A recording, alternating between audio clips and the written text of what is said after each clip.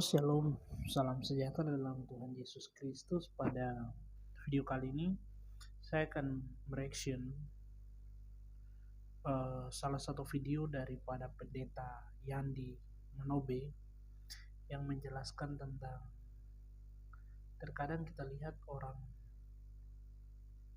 yang tidak mengenal Tuhan hidupnya jauh lebih baik daripada orang yang mengenal Tuhan, sehingga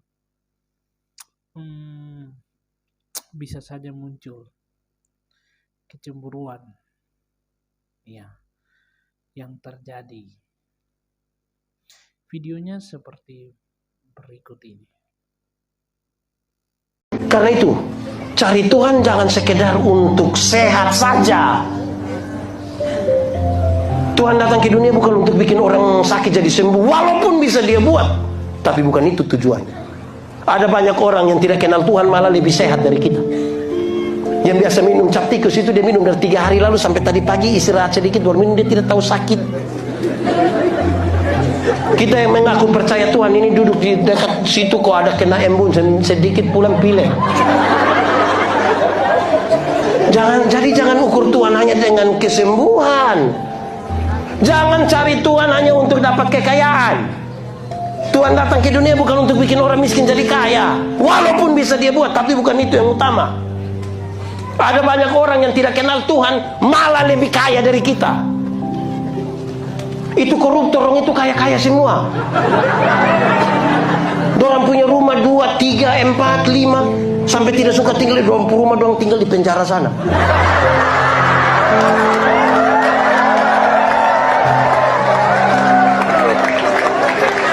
Kita yang mengaku kenal Tuhan ini yang sedikit-sedikit garam habis, sedikit-sedikit pulsa habis.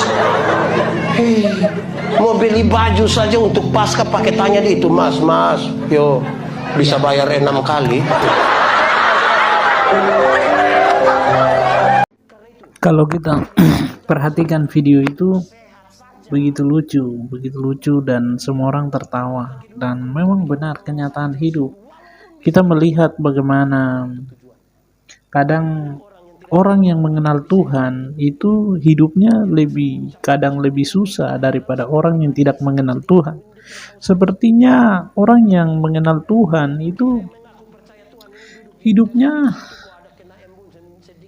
seperti tidak ada jawaban. Tetapi kalau orang yang tidak mengenal Tuhan justru hidupnya seperti baik-baik saja. Dan